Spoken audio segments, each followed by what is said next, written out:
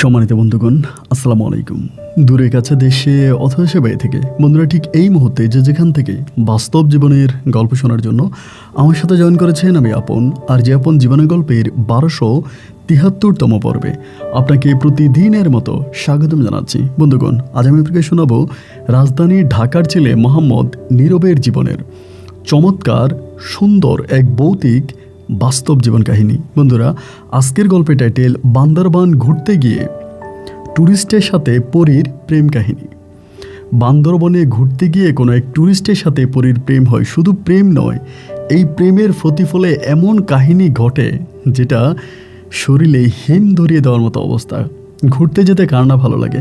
আমি জানি না আপনাদের কেমন লাগে, কিন্তু ব্যক্তিগতভাবে ঘোরাফেরা করা, আমি সত্যিকার অর্থে ভ্রমণ প্রিয়াসী একটা মানুষ। ঘুরতে খুব পছন্দ করি, এবং সেই ঘুরতে গিয়ে যদি কোনো পরীর সঙ্গে প্রেম হয় তা মন্দ কি? এই গল্পটা এরকম একটা গল্প, বুকে যতটা ভয় ধরাবে ততটা ভালোবাসাও জাগাবে। আশা করব শুরু থেকে শেষ পর্যন্ত চট্টগ্রামের ভাই নীরবের জীবনের ঢাকার ভাই নীরবের জীবনের এই ভয়ঙ্কর বাস্তব ভালোবাসামুখর গল্পটা আপনারা প্রত্যেকে আমার মুখে শুনুন, এবং গল্প শেষে নীরবকে আপনার মতো করে একটা মন্তব্য কমেন্ট বক্সে লিখবেন। ধন্যবাদ সবাইকে। সম্মানিত বন্ধুগণ, আসসালামু আলাইকুম। আমার নাম মোহাম্মদ নীরব হোসেন, আমার বাড়ি রাজধানী ঢাকা। বন্ধুরা, আমি আমার জীবনের গল্পটা শুরু করার শুরুতে আপনাদেরকে আমার পরিবারের বিষয়ে জানিয়ে রাখি। আমার পরিবারে আমি আছি, আমার বাবা আছে, মা আছে, রয়েছে আমার ছোট একটা ভাই আর ছোট একটা বোন। আমরা টোটাল 2 ভাই 1 বোন। আমাদের পরিবারটা রাজধানী ঢাকার মাঝামাঝি কোনো এক জায়গায়, কোনো এক উচ্চবিত্ত পরিবার। অনেকের মনে প্রশ্ন জাগতে পারে, তাহলে পরিবারের সদস্য এতটা কম কেন? আমার জীবনের গল্পটা 8-10টা সাধারণ ছেলের জীবনের গল্পের মতো নয়। জন্ম হবার পরে আমি শুধু আমার বাবা মাকে দেখেছি আমার বাবা মায়ের ভালোবাসা। শুধু যে বাবা মায়ের ভালোবাসা দেখেছি তাও নয়, আমার বাবা মায়ের মাঝে একটা বিভাজনও আমি খুব ছোটোবেলা থেকে দেখে আসছি। যেমন আমার মা পালন করে হিন্দু ধর্ম, আর আমার বাবা পালন করে মুসলিম ধর্ম। মূলত আমার বাবা আমার মাকে ভালোবেসে বিয়ে করে, আর আমার মা ছিলেন একটা হিন্দু ধর্মাবলম্বী পরিবারের মেয়ে। ভালোবাসার প্রতিফলে আমার বাবার হাত ধরে আমার মা গড় থেকে পালিয়ে আসে, এবং গড় থেকে পালিয়ে এসে আমার আব্বাকে বিয়ে করে। যদিও মুসলিম রীতিনীতি অনুযায়ী আমার আব্বার সাথে আমার আম্মার বিয়ে হয়, এবং বিয়ে হবার পরে ভালোবাসার ফসল হিসাবে আমরা 2 ভাই আর 1 বোন দুনিয়াতে আসি। আমরা দুনিয়াতে আসার পরে আমার মা আস্তে আস্তে করে কেন জানি হিন্দু ধর্মের প্রতি আমার মায়ের টান ভালোবাসা বাড়তে থাকে। একটা পর্যায়ে আমার মা আমার নানা নানির সাথে যোগাযোগ করে। বিভিন্ন পূজার অনুষ্ঠানে এখানে সেখানে আমার নানা বাড়িতে যাইতো। আমার নানু বাড়ি ছিল কুমিল্লা জেলার কোনো এক এলাকায়, কোনো এক গ্রামে ছিল আমার নানু বাড়ি, এবং আমার নানুরা ছিল সেই এলাকার জমিদারের মতো প্রভাবশালী। তাদের অনেক বেশি জায়গা সম্পত্তি ছিল অগাধ টাকা পয়সা। মা সেই হিন্দু পরিবারে যাইতো, এবং যাতায়াত করতে করতে মাঝে মাঝে আমার নানির কথা রাখতে গিয়ে আমার মা হিন্দুদের একটা পূজা আমার মা করতো, এবং এই নিয়ে আমার বাবার সাথে আমার মায়ের খুব বেশি ঝামেলা হতো। আমার বাবা কোনোভাবেই এটা মানতে পারতো না যে আমার মা কেন হিন্দু ধর্মের একটা পূজা কেন আমার মা করে। তো এই নিয়ে আমার বাবা মায়ের সাথে টুকিটাকি ঝগড়াঝাটি হতো। এরপরেও ছোটোবেলা থেকে এই পরিবারে আমি আস্তে আস্তে করে বড় হচ্ছিলাম। বাবা মায়ের মাঝে যদিও ঝগড়াঝাটি আর ঝামেলা থেকে থাকতো, কিন্তু সন্তান হিসাবে আমাদেরকে আমার বাবা মা অনেক বেশি ভালোবাসতো। আমার মা যদিও তার মায়ের সাথে মানে আমার নানির সাথে সম্পর্ক ছিল, কিন্তু কোনো দিনও আমার নানু আমাদের বাড়িতে বেড়াতে আসেনি, এবং আমার যতটুকু বয়স হয়েছে ওই বয়স পর্যন্ত কিন্তু আমরা আমার নানু বাড়ি বা দাদার বাড়ি কোথাও যাই নাই। একমাত্র বাবা মায়ের ভালোবাসায় আস্তে আস্তে করে বেড়ে উঠতেছিলাম। এরকম করতে মোটামুটি আমি প্রায় অনেকটাই বড় হয়ে যাই। আমি তখন ক্লাস 9-এ পড়ি। আমার জীবনে আরও কিছু কথা আছে। কথাটা ঠিক এরকম, ছোটোবেলা থেকে আমার মায়ের একজন খুব ভালো খোনার ছিলেন, মানে কবিরাজ ছিলেন। ওই হিন্দু ধর্মাবলম্বী ঠাকুর বলতো ওনাকে, ওই ঠাকুর বা তান্ত্রিক, তিনি আমাদের পরিবারে মাঝে মাঝে আসতো। উনি আমার মাকে পছন্দ করতো, আমাদের পরিবারে মাঝে মাঝে আসতো। এটা নিয়েও কিন্তু আব্বুর সাথে আমার আম্মুর ঝগড়া হতো। আব্বু বারবার বলতো যে হিন্দু লোক আমার ঘরে কেন আসে। তো ওই লোকটা তখন আমাদের ঘরে আসতো, এবং এসে আমার মাকে সবসময় বলতো যে তোমার ছেলে নীরবটাকে একটু সাবধানে রাখো, ওর রাশিটা খুব বেশি একটা ভালো না, এবং ওর মতো মানে ওর রাশির মানুষগুলোকে, ওর কুণ্ডলীর মানুষগুলোকে জিন পরীরা অনেক পছন্দ করে। তোমার ছেলেকে যে কোনো সময় চিনে পড়ে নিয়ে যেতে পারে, যার জন্য তোমার ছেলেটাকে একটু সাবধানে রাখো। এরকম ছোটোবেলা থেকে ওই তান্ত্রিক আমার মাকে এগুলো বলতো। এই জন্য আমার মা আমাকে নিয়ে খুব ভয়ে থাকতো।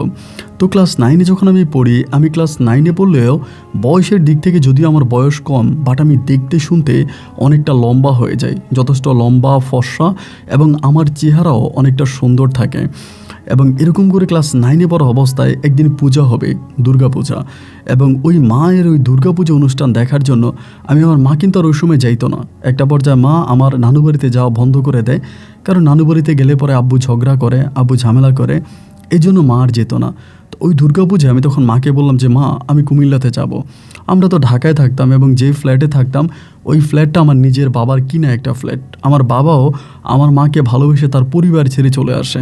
আমার দাদা দাদিও অনেক বেশি টাকা পয়সার মালিক, তারা স্থায়ীভাবে ঢাকার বাসিন্দা। পুরান ঢাকায় আমার বাবার বাড়ি ছিল, কিন্তু আমার বাবা কখনোই তার দাদা দাদি, মানে আমার দাদা দাদি বা আমার কাকা ফুফি কারো কাছে আমাকে নিয়ে যায়নি, আমাদের কাউকেই নেয়নি, না আমাকে, আমার ছোটো ভাই, না আমার বোনকে, কাউকে আমার আব্বু নিয়ে যায়নি। যাই হোক, এরপরে ক্লাস 9-এর ওই দুর্গাপুজোর অনুষ্ঠানে আমি তখন আমার আমার নানুর বাড়িতে বেড়াইতে যাই।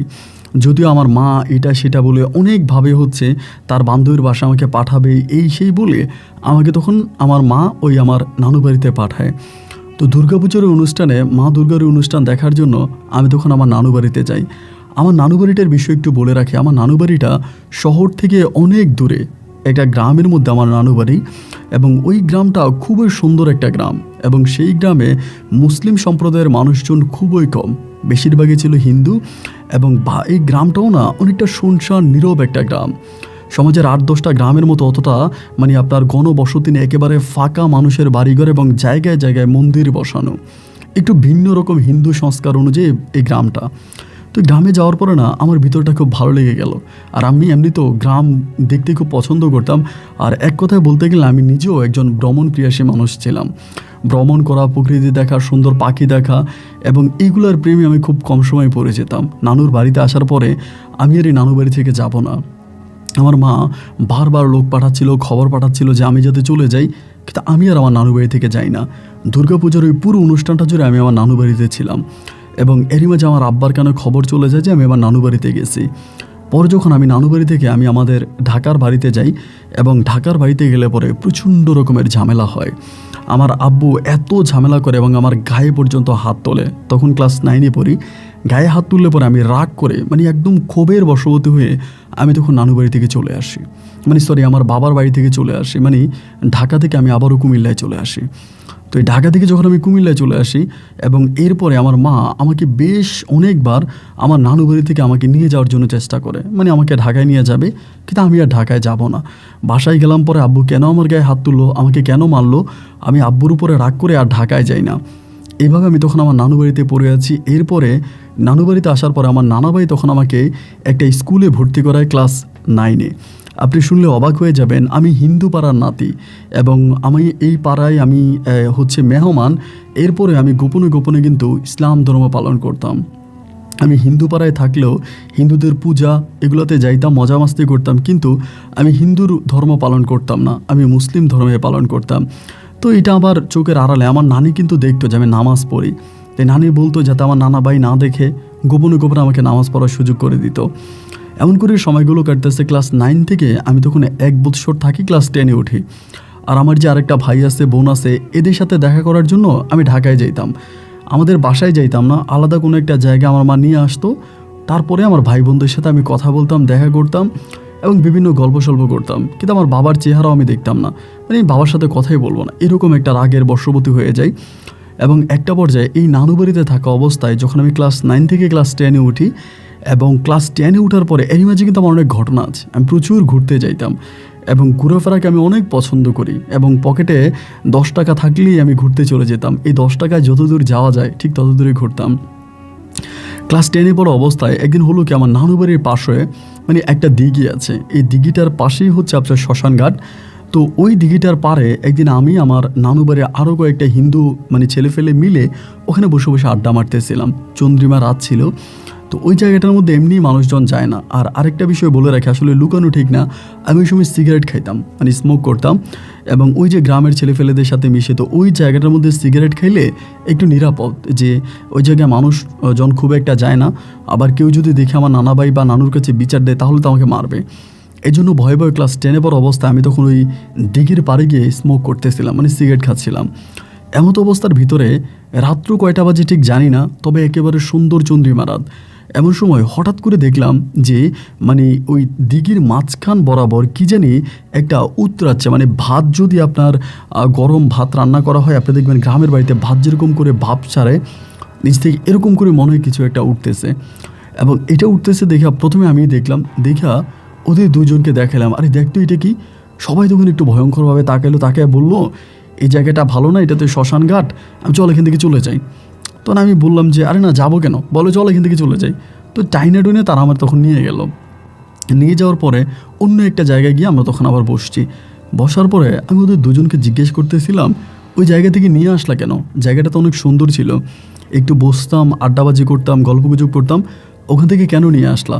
তো আমার ওই আরও যে দুইটা ভাই আছে, মানে হিন্দু ভাই আর কি, ওরা আমারে বলতেছে ওই জায়গাটা খুব খারাপ একটা জায়গা, এটার পাশে শ্মশানঘাট আছে, আর অনেকেই বলে এটা পরীর দিঘি, মানে ওই দিঘিটাকে বলে পরীর দিঘি, ওখানে পরীরা থাকে। এই দিঘিটা পরীদের আন্ডারে, পরীর দিঘি, ওখানে যাওয়া ঠিক না। তা আমি বললাম পরীর দিঘি মানে ওখানে পরীরা থাকে, বলে হ্যাঁ ওইখানে পরীরা থাকে। আমি তখন বললাম পরী দেখতে কেমন হয়।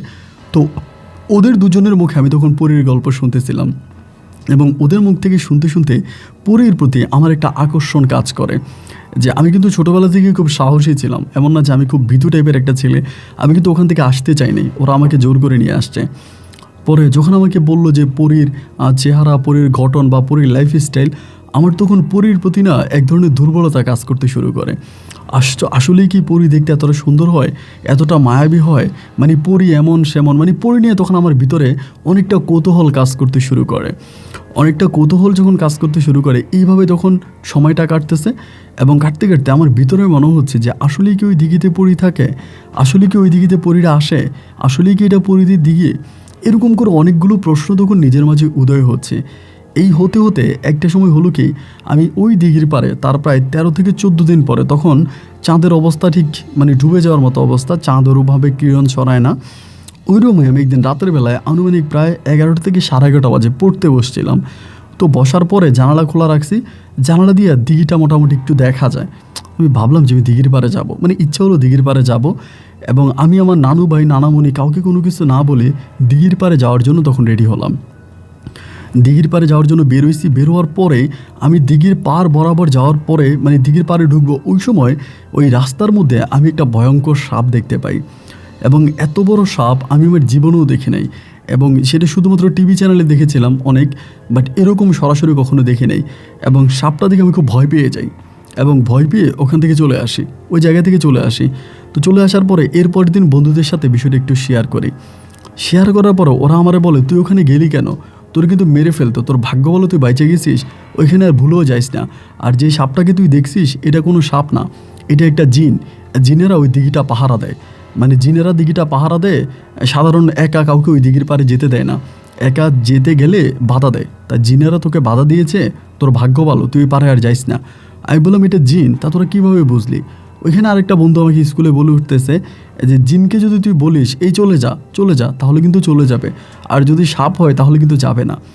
দেখেন আমি কতটা পাগল ছিলাম ওই জিনিসটাকে ট্রাই করার জন্য, যা আসলেই জিন না সাপ এটা জানার জন্য। এর পরের দিন আমি আবারও রওনা দিলাম, মানে এরপরের রাতে আমি আবারও দিঘির দিকে রওনা দিলাম যে এটা আসলে জিন না সাপ এটা আমি জানবো। এবার যখন দিঘির পাড়ে যাচ্ছি, সেম একই জায়গায় ওই সাপটাকে আমি আবারও দেখলাম। সাপটা অনেকটা সোনালি কালারের, এবং নর্মালি কোনো সাপের মতো না, একটু ব্যতিক্রম ধর্মী একটা সাপ। ওখানে যাওয়ার পরে যখন আমি সাপটাকে দেখলাম, আমার গলা তখন শুকিয়ে গেল যে এই জায়গায় সাপটা এখনও দাঁড়িয়ে আছে। আমি তখন সাহস করে বললাম যা যা, সর সর। 2বার যখন এরকম করে বললাম, সাপটা তখন আস্তে করে জঙ্গলের দিকে চলে গেল। যখন সাপটা জঙ্গলের দিকে চলে গেল, আমি তখন বুঝে গেলাম যে এটা আসলে জিন ছিল, সাপ ছিল না। কতটা সাহসী আমি ছিলাম যে আমি তখন ওইখান থেকে হাঁটতে হাঁটতে শুরু করলাম। হাঁটতে হাঁটতে আমি দিঘির পাড়ে গেলাম এবং দিঘির পাড়ে যাওয়ার পরে মানে আমার কাছে যেটা মনে হলো, দিঘির পানিগুলো প্রচণ্ড রকমের কক্সবাজারের মতো যেরকম সাগরের ঢেউ, এরকম ঢেউগুলো চারপাশে দিচ্ছে। মনে হয় কেউ একজন দিঘির মাঝখানের মধ্যে ডুব সাঁতার দিচ্ছে, যার জন্য চারদিকে পানিগুলো এরকম করে ঢেউ ছড়াচ্ছে। অনেকক্ষণ ধরে জিনিসগুলো দেখলাম, দেখার পরে আমার ভিতর খুব ভালো লাগলো এবং অনেক রাত হয়ে যাওয়ার পরে আমি ওখান থেকে আবার চলে আসি। আনুমানিক রাত 2টার দিকে আমি তখন ঘরে আসি। ঘরে এসে আমি ঘুমিয়ে যাই।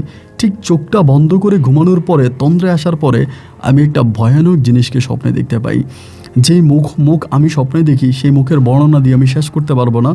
আমার জীবনে দেখা সবচেয়ে ভয়ঙ্কর একটা চেহারা ছিল, যার চোখগুলো মনে হয় বেরিয়ে যাচ্ছে, চোখ থেকে রক্তের লালা বেরোচ্ছে।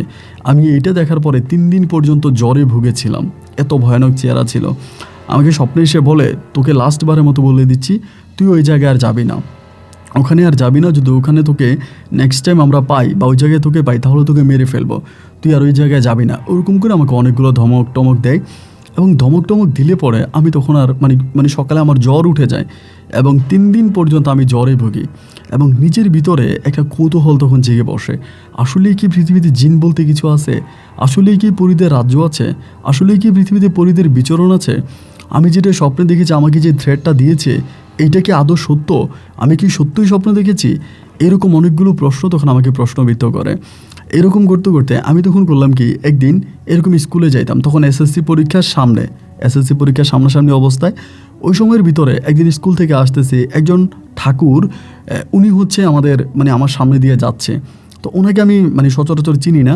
তা আমার সাথে যে 2টা বন্ধু আছে আমার নানু বাড়ির, ওরাই ঠাকুরটাকে দেখে। ঠাকুরটাকে দেখার পরে তারা ঠাকুরটাকে প্রণাম করে এবং ঠাকুরের সাথে কথা বলার পরে ঠাকুর তখন আমাকে দেখে বলে, তোমার নাম কি? আমার নাম নীরব হোসেন। বলে, তুমি কিন্তু সাবধানে থেকো, এইটা বলে ঠাকুর তখন চলে যায়। ঠাকুর চলে গেলে পরে আমি আমার 2 বন্ধুরে বললাম, কিরে, আমরা 3 জনই একসাথে ছিলাম, কিন্তু তোদেরকে কোনো কিছু বললো না, আমাকে কেন সাবধান করলো? পরে আমার বন্ধুরা বলে, তোর সাবধান করছে তার বড় কারণ হচ্ছে তুই একটু বেশি সাহসী, এই জন্য তোকে সাবধান করছে, তুই একটু সাবধান হয়ে যা। আমি বললাম, আসলে ঠাকুর মহোদয় কি, আমি কি একটু জানতে পারি? পরে আমাকে বললো যে উনি হচ্ছে ঠাকুর এবং আমাদের এলাকার অনেক বড় তান্ত্রিক এবং তিনি জিনভূত নিয়ে কাজ করে। এই কথাগুলো তখন আমাকে বলার পরে আমি বললাম যে উনি কোন মন্দিরে থাকে? বললো ওই মন্দিরে থাকে। তো উনি সবসময় থাকে না, উনি ইন্ডিয়াতে থাকে, আর বেশিরভাগ সময় ইন্ডিয়াতেই থাকে। একবার আসলে হয়তো 5 দিন 7 দিন বা 10 দিন থেকে উনি আবার চলে যায়। পরে আমি চিন্তা করলাম যে আমি ওনার কাছে যাব। পরের দিন স্কুল ছুটি হওয়ার পরে বাসায় এসে আমি ড্রেস চেঞ্জ করে আমি মন্দিরের কাছে গেলাম। তো আমি তো মূলত আসলে পূজা করি না বা হিন্দু ধর্ম পালন করি না, এরপরও মন্দিরের কাছে গেছি। যাওয়ার পরে ওনাকে দেখলাম উনি পূজা করতেছে। তখন আপনার আসরের নামাজের পর হয়ে গেছে। আমি দেখে ওনাকে প্রণাম করলাম। উনি আমাকে উত্তর দিল। আমি বললাম, ভালো আছেন? বলে, হ্যাঁ ভালো আছি। আমি বললাম, ঠাকুর সাহেব, আপনার সাথে একটু কথা বলতে চাই। হ্যাঁ, উনি খুব বিনয়ের সহিত বললো, ঠিক আছে বলো। আমি বললাম যে আমি না ছোটোবেলা থেকেই একটু সাহসী টাইপের ছেলে এবং আমার ভিতরে জিন পরি নিয়ে অনেক কৌতূহল জাগে। আমি আসলে জিন পরি সম্বন্ধে জানতে চাই। জিনেরা কোথায় থাকে, জিনেরা কি খায়, কোথায় তাদের বাড়ি, তাদের বসতি কি আমাদের মতোই কি তারা সন্তান প্রসব করে, আমাদের মতোই কি তাদের জীবনযাত্রা? অনেকটা এরকম প্রশ্ন করার পরে তিনি তখন একটু হেসে উঠে মন্দিরের কোনায় একটা জায়গায় আমাকে তখন নিয়ে যায়। ওইখানে নিয়ে তিনি খুব সুন্দর করে আমাকে বুঝিয়ে বলে, দেখো, এই জিন সম্বন্ধে ঠিক যতটুকু কম জানবা ততটুকুই ভালো, কারণ এই জিন জাতি মানুষের ক্ষতি করে। এরা বেশিরভাগ ক্ষেত্রে মানুষের ক্ষতি করে, উপকারটা খুব কম করে। এই সম্বন্ধে যতটুকু কম জানা যায় ঠিক ততটুকুই ভালো। আমি তখন বললাম, ঠাকুর মহোদয়, আমি আসলেই জানতে চাই, আমার ভিতরে অনেক কৌতূহল এবং আমি জিন পরীকে বশে আনার মন্ত্র শিখতে চাই। উনি আমাকে একটু বকা দিয়ে বলে যে না, এইসব ভালো না এবং এসব কথা কখনো মাথায় এনো না। আমাকে অনেকটা স্কিপ করে ওখান থেকে আমাকে বিদায় করে দেয়। সেদিন আমি চলে আসি এবং ওই দিন রাতে আমার ভিতরে আবারও মনে হলো যে না, আমার আসলে জানতেই হবে পৃথিবীতে জিনের অস্তিত্ব আছে কিনা এবং পরীর অস্তিত্ব আছে কিনা, এবং এইটা কি আমার বন্ধুরা যেটা বলেছে বা আমি যেটা স্বপ্নে দেখেছি, যেটা আমি সরাসরি দেখেছি, এই জিনিসগুলোর বাস্তবতা আমি ফুটে উঠাবো বা এটা আসলেই বাস্তব কোনো কিছু আছে কিনা এইটা আমি জানবো। এর পরের দিনে আমি আবার স্কুলে না গিয়ে দুপুর 2টার দিকে ওই মন্দিরের পাশে গিয়ে গেছি। যাওয়ার পরে ওই তান্ত্রিকের সাথে আমার আবারও দেখা। আমি তখন তান্ত্রিককে আবারও ধরলাম, আপনি আমাকে এগুলো শিখান, আমি এগুলো শিখতে চাই। যদি আপনি আমাকে শিখান তাহলে ভালো, আর যদি না শিখান আমি ওই এতে দিঘির পাড়ে আবারও যাব। আমার সাথে এরকম ঘটনা ঘটছে, আমি দিঘিতে যাব, আমি সরাসরি এগুলো দেখব। উনি আমাকে বলে, এবার যদি ওই দিঘিতে যাও তোমাকে মেরে ফেলবে। আমি বললাম যে না, আমাকে মেরে ফেলোক, আমি তারপরেও যাব। উনি আমাকে অনেক বুঝায়, কিন্তু আমি ওনার কোনো বুঝে আমলে নেই না, ওনার কোনো কথা আমি শুনি না। উনি তখন আমাকে বলে ঠিক আছে, আমাকে একটা তাবিজ পরায় দেয়। তাবিজটা পরায় বলে আজকে রাতের পরে যদি তোমার সাহস থাকে তাহলে তুমি কালকে রাতে আমার কাছে, মানে কালকে আমার কাছে আইসো এই সময়, যদি তুমি কালকে এই সময় আমার কাছে আসতে পারো তাহলে আমি তোমাকে মন্ত্র শিখাবো। যাও তুমি, তবে এই তাবিজটা খুলবা না এবং এই তাবিজটা পরে আজকে রাতে ঘুমাবা। তো আমি একটু অবাক হয়ে গেলাম যে তাবিজ পরে যদি রাতের বেলায় ঘুমাই তাহলে এমন কি ঘটবে যে উনি আমাকে এমনভাবে থ্রেড দিয়ে ধমক দিয়ে বলল যদি তাবিজটা আমার শরীরে কালকে পর্যন্ত থাকে এবং কালকে বিকেলে ওই তাবিজ নিয়ে যদি আমি ওনার কাছে আসতে পারি তাহলে উনি আমাকে মন্ত্র শিখাবে। আমার কথা হচ্ছে আমার জীবন চলে গেলেও আমি এই তাবিজ খুলব না। এই তাবিজ নিয়েই আমি যাব এবং ওনার কাছে আগামী দিন ফিরে আসব। এরপরে এই তাবিজ নিয়ে আমি তখন আমার নানু বাড়িতে গেলাম। আমার নানু বাড়িতে যাওয়ার পরে আমি রাতের বেলায় ঘুমিয়ে পড়লাম। অনেক রাত হয়ে গেল, আমার ঘুম চলে আসছে এবং ঘুম আসার পরে আমি হঠাৎ করে স্বপ্ন দেখলাম যে 4টা লোক আসছে আমার কাছে এবং 4টা লোক খুবই ভয়ানক আকৃতির চেহারা এবং 4টা লোক এসেই আমাকে 4 হাত পায়ে ধরলো, মানে আমি 2জনে হাতে 2জনে পায়ে ধরলো, ধরে আমাকে একদম উরুট করে আমাকে আসমানে নিয়ে গেল এবং আসমানে নিয়ে যাওয়ার পরে আমাকে একটা জায়গার মধ্যে বসালো এবং খুবই গুটগুটে অন্ধকার, চারদিকে একেবারে অন্ধকার, হাত মিললে হাত দেখা যায় না, এরকম অন্ধকার আমি আমার জীবনে দেখিনি। এরকম অন্ধকার জন্য একটা জায়গার মধ্যে তখন একটা ভয়ানক আকৃতির সাপ আমার সামনে আসছে। এইরকম সাপ আমি আমার জীবনেও দেখিনি এবং সাপটা আমার নাকের কাছে, আমার মুখের কাছে এসে এরকম ফনা ধরে আছে এবং আমার পুরোটা শরীর এরকম সাপে পেঁচিয়ে ফেলেছে। আমি সাপ থেকে বাঁচার জন্য চিৎকার করতেছি, প্রচুর পরিমাণে চিৎকার করতেছি, বাট কেউ আমাকে বাঁচাতে পারে না। একটা সময় সাপটা কামড় দিয়ে আমার মাথাটাকে খেয়ে ফেললো, আমি শুধু অতটুকুই দেখলাম এবং মাথাটাকে খেয়ে ফেললেই কিন্তু শেষ নয়, মুহূর্তের মধ্যে আমার ঘুমটা তখন ভেঙে গেল এবং ঘুমটা ভাঙার পরেই মানে আমি তখন থরথর করে কাঁপতেছি, এটা আমার সাথে কী হলো, আমি এটা কি দেখলাম। সারাটা রাতে আমার আর ঘুম আসলো না এবং প্রচণ্ড রকমের ভয়ে আমি তখন মানে আপনার সকাল হয়ে গেল, মন্দিরে কাশের ঘন্টা বাজলো, আমি তখন ঘুম থেকে উঠলাম। উঠে আমি আর বিকেলের অপেক্ষা করলাম না যে ওই মন্দিরে আমি বিকেলে যাব, ওই দিন সকালবেলা আমি মন্দিরে চলে গেছি। একদম সকালবেলায় যাওয়ার পরে দেখলাম যে ওই তান্ত্রিক উনি পূজা করতেছে মন্দিরে। আমি যাওয়ার পর ওনাকে বললাম যে আপনি যে পূজা করতেছেন আমার সাথে কালকে রাতে এটা ঘটছে, এটা বলছে। বলার পর উনি বলে তুমি যা স্বপ্নে দেখেছো এটা যদি তোমার সাথে বাস্তবে হয় তুমি কি সহ্য করতে পারবা? আমি বললাম যদি বাস্তবে হয় তাইলে হবে, সমস্যা কি, হইলে হবে। উনি আমাকে বলে তোমার ভয় লাগে নাই? আমি বললাম যে ভয় তো আমার লাগছেই, কিন্তু ওরকম ভয় লাগে নাই। উনি আমাকে বলে এখনও কি এগুলো শিখতে চাও? আমি বললাম হ্যাঁ আমি শিখতে চাই। উনি বলে তুমি শিখতে চাও তো? আমি বললাম হ্যাঁ আমি চাই। বলে ঠিক আছে তাহলে তুমি দুপুরে আমার এখানে আসবা, দুপুরে ঠিক সূর্য যখন মাথার উপরে থাকবে। তো আমি করলাম কি তখন চলে আসলাম এবং দুপুরবেলা আমি আবারও ওই মন্দিরের দিকে রওনা দিলাম। এই যে আমি মন্দিরে যাচ্ছি আসতেছি, আমার মানে আমার নানা নানি কিন্তু মনে করতেছে মেবি আমি হিন্দু ধর্ম পালন করতেছি এবং পূজা দেওয়ার জন্য আমি মন্দিরে যাচ্ছি। তারা আমাকে আরও অনেক ভালো করে আমার সাথে কথা বলে, সুন্দর করে মিষ্টি করে আমার সাথে অনেক ভালো করে কথা বলে। এইবার আমি যখন আবারও ওনার মন্দিরে ওইদিকে যাচ্ছিলাম দুপুরবেলা, একদম দুপুরে, ওই সময় ওনার মন্দিরের কাছাকাছি যাওয়ার খানিকটা আগে জায়গাটা একটু নীরব আর কি, মানে একটু আপনার দুপুরবেলা তো মানুষজন থাকে না, একটু নীরব, একটু মানে জঙ্গলের মতো। এই জায়গাটা দিয়ে যখন যাচ্ছিলাম এমন সময় হঠাৎ করে দেখলাম একটা মহিলা বসে আছে, একটা মহিলা সাদা পোশাক পরিহিত অবস্থায় বসে আছে ওই জঙ্গলের পাশে এবং বসে থাকা অবস্থায় আমার ডাক দিল, এই ছেলে একটু এদিকে আসো, এটা বলে ডাক দিল। উনি নিচের দিকে তাকায় আছে এবং সাদা কাপড় দিয়ে ওনার ঘোমটা দেওয়া মুখের মধ্যে এবং এরকম ঘোমটা দেওয়া অবস্থা আমাকে ডাক দিল যে এই ছেলে এদিকে আসো। তখন আমি কাছে গেলাম, গিয়ে বললাম যে ঠাকুমা আমি তো আপনাকে চিনতে পারছি না, আপনি কে? পরে আমাকে বলে আমাকে একটু ওই পুকুরটা পার করে দাও, এটার পাশে একটা পুকুর আছে, বলে যে পুকুরটা পার করে দাও। আমি তখন বললাম আপনি তো এদিক দিয়ে চলে যেতে পারেন, তা আমি কেন পুকুর পার করে দিতে হবে, আপনি তো হাঁটেই যেতে পারেন। বলে না আমি হাঁটতে পারি না, যদি পারো আমাকে একটু উঠাই দাও। এই বলার পর আমি তখন তার হাতটা ধরলাম, মানে ওনার হাতটা ধরে ওনাকে জাস্ট উঠাইলাম। উঠানোর পরে একটা বাতাস আসলো, বাতাসে ওনার মানে যে ঘোমটাটা দেওয়া ছিল সাদার, ওই ঘোমটাটা সরে গেল এবং ঘোমটাটা সরে যাওয়ার পরে ভাই আমি যেটা দেখেছি আমি এটা মুখে প্রকাশ করতে পারবো না, এইরকম ভয়ঙ্কর, মানে আমি জাস্ট একটা চিৎকার দিয়েছি, এত জোরে চিৎকার দিয়ে পিছনের দিকে দিয়েছি দৌড় এবং দৌড়াতে মন্দিরের কাছে গিয়ে পৌঁছাইছি। মন্দিরের কাছে গিয়ে পৌঁছায় জিজ্ঞেস করতেছি তান্ত্রিক কই, ওনারা বলে তারা জানে না। আমি ওই জায়গার মধ্যে বসে তখন একেবারে ধরপড় করে ভয়ে কাঁপতেছি, আমার গলা তখন শুকিয়ে আসতেছে। এবং খানিকটা পরে তখন এই তান্ত্রিক তখন আসছে, এসে আমাকে বলে কী ব্যাপার নীরব, এরকম হাঁপাচ্ছ কেন? আমি তখন বলি আমার সাথে কি হয়েছে এটা তো আপনি ভালো করেই জানেন। বলে হ্যাঁ জানি, হাত মুখ ধো। পরে আমি হাত মুখ ধুইছি, ধোয়ার পরে আমারে বলতেছে কি? আমি বললাম যে আমার সাথে এটা কী হইল, আপনি কি আমাকে পরীক্ষা করতেছেন? উনি আমাকে বলে হ্যাঁ। আমি বললাম তার মানে কি আপনি কি এগুলো ঘটাইতে আছেন? উনি বলে হ্যাঁ। আমি বললাম আপনি আমাকে এই পরীক্ষাগুলো কেন করতেছেন? উনি বলে পরীক্ষাগুলো এই জন্য করতেছি যে জিন বশে আনা বা জিনের সাথে কথা বলা এটা দুর্বল হার্টের মানুষদেরকে দিয়ে হয় না। যারা এই কাজগুলো করে তারা অনেক সাহসীও, এবং তুমি সাহসী কিনা আমি এই জিনিসটা যাচাই করছি। আমি তোমাকে এটা করাই দিতে পারবো, তবে আমার একটা শর্ত আছে। এভাবেই বলে। আমি তখন বললাম ঠিক আছে, শর্ত কি আপনি বলেন, আমি আপনার শর্ত পূরণ করব। উনি আমাকে বলে তোমাকে আমার ধর্মে আসতে হবে। আমি বলি আমি তো আপনার ধর্মেই আছি। উনি বলে না, তুমি মুসলিম ধর্ম পালন করো, তুমি মাঝে মাঝে নামাজ পড়ো, তুমি হিন্দু না। আমি তখন বললাম আচ্ছা ঠিক আছে, প্রয়োজনে এই জিনিসগুলো জানার জন্য আমি আমার ধর্ম ত্যাগ করব, কোনো সমস্যা নাই। আর আমি যেহেতু হিন্দু পরিবারে থাকতেছি, হিন্দুদের সাথে উঠতেছি বসতেছি, ওদের সাথে আমার সব কিছু, তাহলে হিন্দু হতে আমার কোনো আপত্তি নেই। এই কথা বলার পরেই তিনি বলল আচ্ছা ঠিক আছে, তাহলে তুমি যদি এটা মানো আমি তোমাকে শিখাবো। এরপরই উনি তখন আমাকে এই জিনিসগুলো আস্তে আস্তে করে শেখাতে শুরু করে। 1 দিন 2 দিন 3 দিন 4 দিন এরকম করে প্রায় 20-25 দিনের মতো আমাকে মোটামুটি এই জিনিসগুলো অনেকটা শিখিয়ে ফেলে।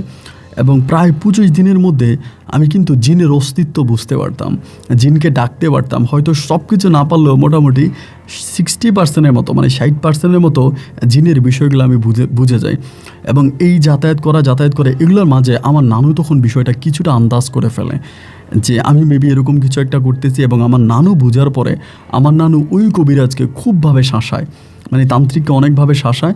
এবং আমার নানু আর আমাকে ঘর থেকে বেরোইতে দেয় না। তখন আমার সামনে পরীক্ষা, এই পরীক্ষার মধ্যে আমি তখন এটা স্টপ করে দিলাম। ওইটা স্টপ করে দিয়ে মানে আমি আর ওই তান্ত্রিকের কাছে গেলাম না, আর আমারও সামনে পরীক্ষা, তখন আমি পড়াশোনার প্রতি ফোকাস দিলাম। এটা ওইখানেই বন্ধ আছে। এবং পড়াশোনার প্রতি ফোকাস দেওয়ার পরে আমি তখন এসএসসি পরীক্ষা দিলাম। এসএসসি পরীক্ষা দেওয়ার পরে যেটা হইলো যে ওই তান্ত্রিক চলে গেছে তখন আবার ইন্ডিয়াতে। আমি ওনার জন্য অপেক্ষা করতেছি, উনি আসবে কিনা। না, উনি আর আসে না মানে টোটালি উনি আর আসে না। দীর্ঘদিন ওখানে থাকার পরে একদিন আমার মা আমাকে বাসায় নিয়ে যাওয়ার জন্য আসছে, বলতেছে তোর বাবা অসুস্থ, তুই চল। আমি যেতে চাই না, এরপরও জোর করে আমাকে তখন নিয়ে গেল এবং আমাকে আমাদের ঢাকার বাসায় নিয়ে গেল। ঢাকার বাসায় নিয়ে যাওয়ার পরে আমার আব্বা তখন আর আমাকে গ্রামে আসতে দিবে না। আব্বা আমাকে বলে যেহেতু এসএসসি দিয়ে ফেলছো, এবার কলেজে এখানে ভর্তি হও, মানে কলেজে ঢাকাতে ভর্তি হইতে বলতেছে। তা আমি তখন চিন্তা করলাম যে আচ্ছা ঠিক আছে। পরে আমি ঢাকাতে কলেজে ভর্তি হয়ে গেলাম। আব্বু আমাকে ভর্তি করাই দিলে, ইতিমধ্যে রেজাল্ট আউট হয়ে গেল। এবং রেজাল্ট আউট হওয়ার পরে আমি বি গ্রেডে পাস করছি, মানে ভালো রেজাল্ট করতে পারিনি। বি গ্রেডে পাস করলাম এবং এরপরে আমি তখন শহরে একটা কলেজে ভর্তি হই। আব্বুর সাথে তখন আমার সম্পর্কটা আবারও আগের মতো করে একটু করে হয়ে যাচ্ছে। কথা বলতেছি, উঠতেছি, মানে সব কিছুই ভালো। এবং আমি বাসায় আসার পর আবার মুসলিম ধর্ম পালন করতেছি যথারীতি, নামাজ পড়তেছি, কোরআন পড়তেছি। আসলে আমার ধর্মের বিষয়টা সম্পূর্ণ আলাদা। আমি আসলে কোন ধর্মের মানুষ এটা আমি নিজেও জানি না। যাই হোক, এরপরে বাড়িতে আসার পরে আমি আবার বাবার মতো করে, মানে আপনার শহরে আসার পরে আবারও ইসলাম ধর্ম পালন করি, আব্বুর সাথে মসজিদে যাই, নামাজ পড়ি। এবং এরকম করেই তখন দিন রাতগুলো কাটতেছে। এইভাবে সময়গুলো কাটতে কাটতে আমার ভিতরে বারবার এই জিনিসটা জাগতো যে আসলেই মানে আমি এটা যে আমি যে যতটুকু শিখেছি এটা কি আমার মানে ভুলে যাচ্ছি, বা ওই কবিরাজ আসছে কিনা খবর নিচ্ছি, বাট ও কবিরাজও তখন আসে নাই। তো একদিন হলো কি, আমি আমাদের বাসার ছাদের উপরে এটা চর্চা করার জন্য বসলাম। এই জিনিসটা আমি একটু মানে চর্চা করব যে এইটা আসলেই কি, মানে কতটুকু আমি শিখতে পেরেছি বা আমি ভুলে যাচ্ছি, এই জন্য চর্চা করার জন্য বসলাম। এবং এইটা বসার পরে আমি তখন জিনের অস্তিত্ব খুঁজতেছি। তো আমি জিন দেখতে পাচ্ছি, বা কোন কোন জায়গার মধ্যে মানে আমাদের বিল্ডিংটার আশেপাশে কোথায় কোথায় জিনের অস্তিত্ব আছে এই জিনিসগুলো আমি বুঝতে পারতেছি। ওখানে এতটা আছে, ওখানে এতটা আছে, এবং কাউন্টও করতে পারতেছি। এই করতে করতে আমি তখন একটা জিনকে ডাকলাম, মানে নিজের মন্ত্রের মাধ্যমে একটা জিনকে আমি যখন ডাকার পরে একটা হিন্দু জিন তখন আমার কাছে আসছে, হিন্দু একটা জিন আসছে। এবং আসার পরে আমি ওনার সাথে কথা বলতেছি, 1 কথা 2 কথা 3 কথা, কিন্তু আমি ওনাকে কারো শরীরে বসে আনলে পরে আরও ডিটেলসে আরও ক্লিয়ারলি ওনার সাথে কথা বলতে পারবো। এখন হয়তো সব কিছু ক্লিয়ার হয় না, এই জন্য ওনার সাথে অনেকক্ষণ ধরে কথাবার্তা বললাম। এই জিনিসটা আমার ছোটো বোন অনেকটা দেখে ফেলে, এবং ছোটো বোন দেখে ফেলার পরে আমার ছোটো বোন তখন আমার আব্বুকে বলে যে ভাই এরকম বাসার ছাদের উপরে গিয়ে কী জানি করছে। তো আমার আব্বু মনে করছে আমি দীর্ঘদিন আমার নানু বাড়িতে ছিলাম, আমি কোনো হয়তো প্যারানর্মাল টাইপের কোনো কিছু ট্রাই করতেছি না কিনা, যেটা আমি করতেছি আব্বু সেটাই ধারণা করছে। এরপর আব্বু আমাকে বুঝাইলো যে কখনো এগুলো করবা না, এগুলো করা ঠিক না, এই সে অনেকক্ষণ ধরে আব্বু আমাকে বোঝাচ্ছিল। এরপর আমি এটা মানলাম না, প্রায় 3 থেকে 4 দিন পরে, মানে এই ঘটনার 3-4 দিন পরে আমি আবারও বসছি আমাদের বাসার সামনে, আবারও এটাকে রিসার্চ করতেছি, আবারও করতেছি, করতে করতে ওই দিন আমি একটা জিনকে সরাসরি আমার কাছে আনার জন্য আমি সক্ষম হই, আমার কাছে আসে। এবং কাছে আসার পর আমি তখন ওনার সাথে কথা বলতেছি, ওনাদের জীবন নিয়ে, ওনাদের বিষয় নিয়ে কথাবার্তা বলতেছি। এই কথাবার্তা বলতেছি এইসবের মাঝে আবার এখানে আরেকটা বিষয়, আমি তো অনেক কিছু লিখে রেখেছি, ওনার কাছ থেকে অনেক কিছু লেখা আছে, জিনের সাথে কথা বলা বা এই বিষয়গুলো কিন্তু অনেক কিছু আমার লেখা আছে। এই কথা বলতে বলতে এই জিনটাকে তখন আমি আমার শরীরে আনি, আমার নিজের শরীরে আনি। আনার পরে আমি আমার কিন্তু শরীর কন্ট্রোলে ছিল, আমি জানি এটা আমার শরীরের মধ্যে আছে। আমার শরীরের মধ্যে থাকা অবস্থায় আমি তখন করলাম কি, এটা আমার শরীরে থাকা অবস্থায় আমি এটার সাথে কথা বলতেছি, আমার সাথেই আছে। এরপরে আমি তখন রাত্রি হয়ে গেল, আমি তখন নিচে নামছি। নামার পরে আমি কারোর সাথে কথা বলি না, একটু অলৌকিকভাবে আমি তখন ঘরে গিয়ে শুয়ে গেছি।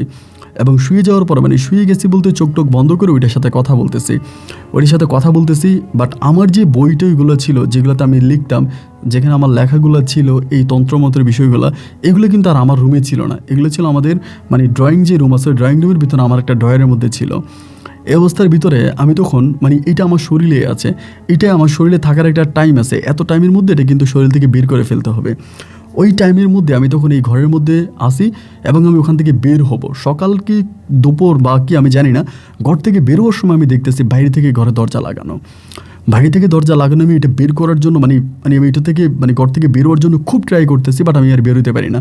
ওই সময় কিন্তু ওই জিনিসটা আমার সাথে আছে এবং ওইটাকে আমার এখান থেকে বের করতে হলে কিন্তু আমার ওই বইগুলো লাগবে, লেখাগুলো লাগবে, এগুলো পড়ে কিন্তু এটাকে আমি আমার শরীর থেকে বের করতে পারবো। ইন দ্য মিন টাইম আমি তখন ওই পেপারসগুলোও পাই না, লেখাগুলোও পাই না।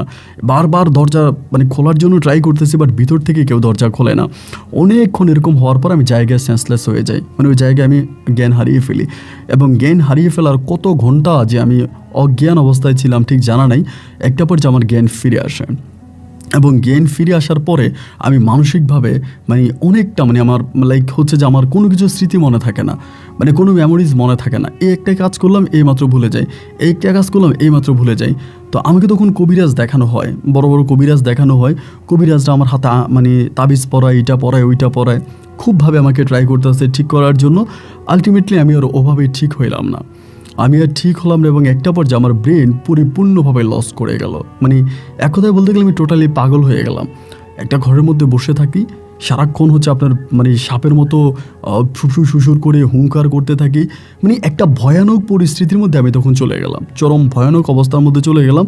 কারোর সাথে কথা বলি না, কারোর সামনে যাই না, নিজের মতো করে থাকতেছি এবং একটা ভয়ঙ্কর অ্যাটিটিউড নিজের মাঝে তখন কাজ করতেছে।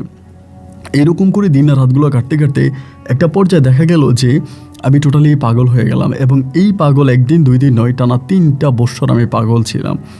এই 3 বৎসরে আমার বাবা মা আমাকে অনেক হুজুর, অনেক কবিরাজ, অনেক তান্ত্রিক, অনেক জায়গা আমাকে নিয়ে গেছে, কিন্তু ওভাবে কোনো কাজ হয়নি। যাই হোক, 3 বছর পরে আল্লাহর অশেষ রহমতে আমি আস্তে আস্তে করে আমার ভালোর দিকে আমি ভালো হতে থাকি।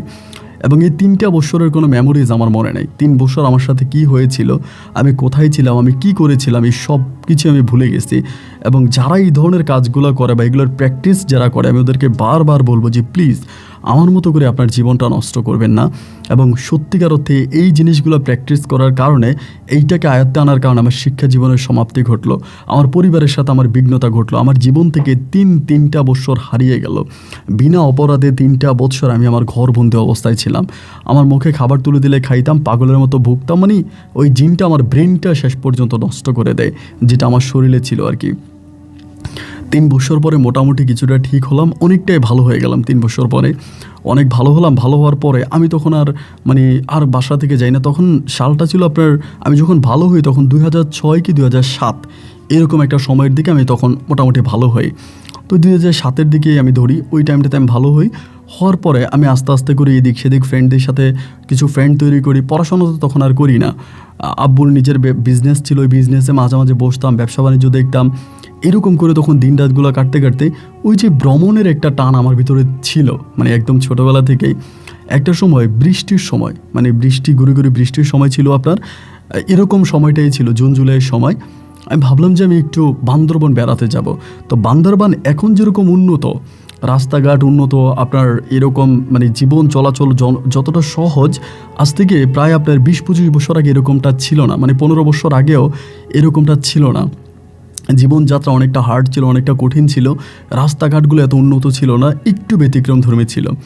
তো আমি তখন 2007-এর দিকে পরিকল্পনা করলাম যে আমি বান্দরবনে বেড়াতে যাব। এবং এই বেড়ানোটা আমি এমনি এর আগেও আমি অনেকবার মানে আমার ভালো থাকা অবস্থায় অনেকবার ক্যাম্পেইন করছি, বিভিন্ন জায়গায় যেতাম, নতুন প্লেসে যেতাম, ওখানে ক্যাম্প করতাম, ক্যাম্প করে নিজে নিজে থাকতাম। তো ওই রকম অবস্থার ভিতরে ভালো হওয়ার পরে আমি তখন আমার আব্বা আম্মারে বললাম যে আমি বান্দরবনে একটা ক্যাম্পিংয়ে যাব। তো ক্যাম্পিংয়ে যে আমি যাব, আমি বলেছিলাম যে আমার আরও 3-4টা বন্ধুকে নিয়ে যাব। ওরাও কিন্তু আমার সাথে যাওয়ার জন্য রেডি হয়েছিল। তা আব্বা আম্মা প্রথম দিকে মানা করলো, শেষের দিকে বললো যে আমি অনেক দিন পাগল ছিলাম বা ঘরবন্দি ছিলাম, এইভাবে একটু ফ্রেন্ডদের সাথে বাইরে ঘোরাফেরা করলে আমার ব্রেন রিফ্রেশ হবে, আমি একটু ভালো অবস্থানে যাব। এইটা চিন্তা ভাবনা করে আমার আব্বা আম্মা তখন আমাকে মানে অনুমতি দিল যে ঠিক আছে যাওয়ার জন্য। যখন তারা আমাকে অনুমতি দিল, আমি আমার এলাকার লোকাল কিছু ফ্রেন্ডদেরকে নিয়ে আমি তখন ওই বান্দরবনে যাব ওরকম একটা প্ল্যানিংয়ে। কিন্তু বিশ্বাস করেন, দুর্ভাগ্য আমার বন্ধুগুলো হঠাৎ করে চেঞ্জ হয়ে গেল। এবং চেঞ্জ বলতে তারা এরকম চেঞ্জ, তারা যাবে না, মানে আমাকে ডিরেক্টলি বলতেছে যে না আমরা যাব না, এবং যদি যেতে হয় তাহলে তুই একাই যা, আমাদের যেতে ইচ্ছে করুন, আমরা যাব না। ওরা 4 জনের মতো ছিল, ওরা পরিপূর্ণভাবে চেঞ্জ হয়ে গেল। কিন্তু আমার তো ভাই ঘুরতেই হবে, মানে ভ্রমণ করতেই হবে, আমি যাব। এবং নিজের উদ্যোগে আমি তখন একা একাই ক্যাম্পিং করে থাকবো বান্দরবান, এই প্ল্যানিং করে আমি তখন বান্দরবানের উদ্দেশ্যে রওনা দিলাম। বাস যোগে আমি তখন ঢাকা থেকে বান্দরবান গিয়ে পৌঁছাই। বান্দরবান শহরটা ওই সময় এতটা উন্নত ছিল না। আমি সকালে বান্দরবানে পৌঁছানোর পর একটা হোটেল নেই, বিকেল এবং এর পরের দিন পর্যন্ত ওইখানে থাকি। পরের দিন দুপুরবেলা চাঁদের গাড়ি যোগে আমি তখন আপনার এখনকার যেটা আপনার নীলগিরি আছে, ওই নীলগিরিতে যাই। এবং নীলগিরিতে যাওয়ার পরে ওখান থেকে আমি তখন আপনার আরেকটা মানে যোগে, বাইকের যোগে ওইখান থেকে আমি চলে যাই হচ্ছে আপনার ভিতরে রামু বা ওই দ্বীপগুলোতে আমি চলে যাই। তো ওইখানতে যাওয়ার পরে আমি একটা জায়গা খুঁজতেছিলাম যে কোথায় ক্যাম্পেইন করে থাকা যাবে, কোথায় পানির ব্যবস্থা আছে, আমি চাইলে পানি আনতে পারবো এবং ওখানে থাকতে পারবো, খাওয়া দাওয়া করতে পারবো, ওই রকম একটা জায়গা আমি তখন নির্ধারণ করে আমি তখন ওখান থেকে মানে যেটা ছোটো শহর ছিল, মানে ছোটো দোকানপাট ছিল, ওখান থেকে মোটামুটি কিছু খাবার দাবার নিয়ে আমি তখন ক্যাম্পিংয়ের জন্য অনেকটা ভিতরে ঢুকে যাই, মানে পাহাড়ের অনেকটা ভিতরে ঢোকার পরে ওইদিকে পাহাড়িদের বাড়িঘর ছিল না, মানে পাহাড়িদের বাড়িঘর নাই, একদম ওদের বাড়িঘরের অনেক ভিতরের একটা জায়গায় আমি তখন ওখানে একটা ক্যাম্প তৈরি করলাম, নিজের মতো করে একটা ক্যাম্পিং করলাম। ক্যাম্পিং করে আমি তখন ওইখানে আমার মতো করে আমি থাকতে শুরু করলাম। তো আমি প্রথম দিনের ঘটনা বলি, আমি যখন প্রথম দিন ওইখানে ছিলাম, তো ওই জায়গাটার মধ্যে মানে সন্ধ্যার পরেই বৃষ্টি হইতো, মানে জায়গাটি এরকম একটা জায়গা যে ধরেন চারদিকে যখন ওই অন্ধকার হয়ে যেত, গুদুলি সন্ধ্যা হইতো, ঠিক তখনই বৃষ্টি হইতো। মানে আমি যতদিন ওখানে ছিলাম ততদিনই এই ঘটনাটা ঘটতো, মানে বৃষ্টি হতো। এটা ছিল একটা পাহাড়ের উপরে, অনেকটা পাহাড়ের উপরে, এটার পাশে একটা কুচি ছিল, মানে কুচি বলতে ওই যেখান থেকে আমি পানি সংরক্ষণ করতাম, কুয়া বলে, ওই কুয়া থেকে পানি আনতাম। আর খাবার দাবারের জন্য এখান থেকে অনেক দূরে যাওয়া লাগতো, আমি ওখান থেকে একসাথে চাউল ডাউল মানে যে জিনিসগুলো রাখা যায় এরকম খাবারগুলো নিয়ে আসতাম। তো প্রথম রাত ছিলাম এবং দ্বিতীয় রাতও ছিলাম, একা একাই ছিলাম। এটা আসলে এখন আমি যাদের কাছে বলি এরাও ভয় পায়, এটি কীভাবে সম্ভব, মানে কীভাবে সম্ভব ছিল, বাট আমি ছিলাম। আমার সাহসের দিক থেকে আমার কোনো ভয় ট্রুতি ছিল না, আমি ছিলাম, নিজের মতো করেই ছিলাম। তো ওইখানে দ্বিতীয় রাত ছিলাম। তৃতীয় রাতে আনুমানিক রাত আপনার প্রায় 2:30 থেকে 3টার মতো বাজে, এরকম একটা সময় আপনারা ধূপ পোড়া গ্রান বলে, মানে হিন্দুরা যে ধূপ পরে এটাকে ধূপ বলে, ওই যে ধূপ পোড়া একটা গ্রান তখন আমি আমার নাকের মধ্যে পাচ্ছিলাম। তখন আনুমানিক 2:30 থেকে 3টার মতো বাজে, এরকম সময়ে যখন ধূপ পোড়া গ্রানটা আমার নাকের মাঝে আসলো, হঠাৎ করে আমার ঘুমটা ভেঙে গেল যে কী ব্যাপার, এদিকে কোথাও ধূপ পোড়া গ্রান তো আসার কথা না, কারণ এই জায়গাটা যে একটা জায়গা, এখান থেকে অনেক দূরে কিছু উপজাতি মানুষজন থাকে, এখানে তো কেউ নাই। এমন সময় আমার তখন মানে ঘুমটা ভেঙে গেল। আমি তখন ক্যাম্প থেকে একটু বেরোলাম, আকাশে মোটামুটি মানে একদম ক্লিয়ারও না আবার অন্ধকারও না, এরকম একটা অবস্থা। ক্যাম্প থেকে বেরোয়ার পরে আমার এই পাহাড়টা থেকে প্রায় আরও 3টা পাহাড়ের পরে একটা জায়গার মধ্যে দেখলাম যে বাতি জ্বলতেছে, মানে আলো জ্বলতেছে। আমি এর আগেও 2 দিন এখানে ছিলাম, বাট এরকম আলোটা আমি দেখি নাই।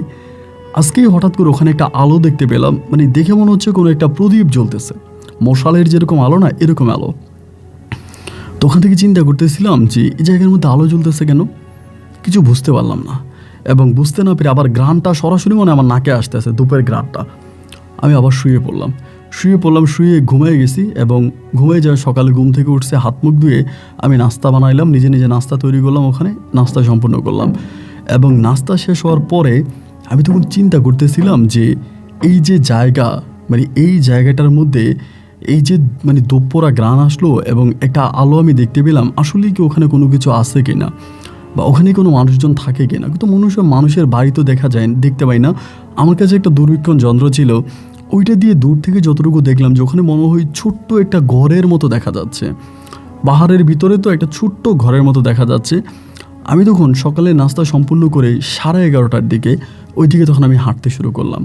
তো এখানে 3টা পাহাড় ছিল, একটা পাহাড় পার হয়ে আরেকটা পাহাড়, আরেকটা পাহাড় পার, এরকম 3টা পাহাড় পার হয়ে ওইখানে যেতে আমার মেলার সময় লেগেছে, অনেকটা সময় লাগলো। ওই পাশেও কিন্তু কোনো বাড়িঘর নাই, এই পাশেও নাই, ডাইনেও নাই, বামেও নাই, কিন্তু কোণার মধ্যে এখান থেকে মোটামুটি খানিকটা দূরে, অনেকটা দূরে একটা পাড়া আছে, একটা মানে চাকমা পাড়া আছে।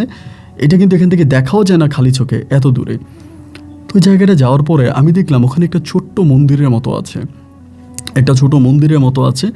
এবং এই জায়গাটা গিয়ে আমি তখন দাঁড়িয়ে আছি এবং ওই মন্দিরের সামনে কয়েকটা ফুল রাখা দেখে মনে হচ্ছে যে ওই যে রাতের বেলায় কেউ একজন ওখানে পূজা দিয়েছে, এইরকম একটা অবস্থা। পরে চিন্তা করতেছিলাম যে এখানে এত রাতের বেলায় কে পূজা দিল এবং ফুলগুলোও পড়ে আছে, মানে ঠিক বুঝতে পারলাম না। ডাইনে বামে কাউকেই দেখতে পাচ্ছি না এবং জায়গাটা একেবারে শুনশান নীরব। ওইখান থেকে আমি একটা ফুল নিলাম, মানে যেই মানে পূজা দিয়েছিল ওখান থেকে একটা ফুল নিলাম এবং ফুলটা নাকে নেওয়ার পরে ফুলটার মধ্যে আমি এমন একটা ঘ্রাণ পাইলাম, এইটা স্বাভাবিকভাবে আমার কাছে ফুলের ঘ্রাণ মনে হয় নাই, একেবারে ব্যতিক্রম ধর্মী একটা ঘ্রাণটা নাকে আসার পরে আমি একটু বিস্মিত হয়ে গেলাম যে এই ফুলের ঘ্রাণ, আশেপাশে কাউকে দেখতে পাচ্ছি না, একেবারেই নীরব, মানে কিছু দেখতে পাচ্ছি না। তখন এখান থেকে চলে আসার সময় দেখলাম কি একটা সাপ, ভয়ঙ্কর আকৃতির একটা সাপ একটা গাছের সাথে পেঁচিয়ে এভাবে ফোনা ধরে আছে। সাপটাকে দেখে খুব ভয় পেয়ে গেছি, পিছনের দিকে গেছে এবং গিয়ে তাড়াহুড়ো করে ওখান থেকে চলে আসছে এবং আসার পরে আর ওই দিকে তাকায়নি। সেম একইভাবে গতকালকে রাতের মতো আজকে রাতে যখন আমি ঘুমাইলাম, ঠিক মধ্যরাতে আমার নাকের কাছে এই ঘ্রাণটা আবারও আসছে, একইভাবে নাকের কাছে ঘ্রাণটা আবারও আসছে। আসার পরে ওই রাতে আমার ঘুমটা ভাঙে এবং ঘুমটা ভাঙার পরে আমি তাঁবু থেকে বেরোয়ার পরে সেম একই জিনিস দেখতে পাই যে ওই জায়গার মধ্যে আপনার আলো জ্বলতেছে এবং মনে হয় যেন কেউ পূজা করতেছে, এরকম একটা পূজার শব্দ বা পূজার ঘ্রাণ এরকমভাবে আমি কিছু একটা পাচ্ছি।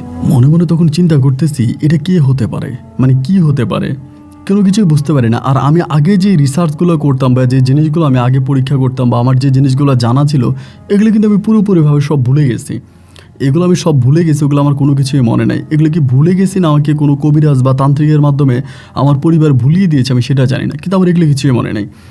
না থাকার পরে এবার আমি করলাম কি, আস্তে আস্তে করে ওইদিকে মানে রাতটা যখন কেটে গেল, সকালবেলা আমি আবারও গেলাম এবং সকালবেলা ওইখানে যাওয়ার পরেই দেখতে পাইলাম, ওখানে যাওয়ার পরেই দেখে একটা মেয়ে একটা লাল জামা পরিহিত অবস্থায় ওখানে বসে বসে পূজা করতেছে।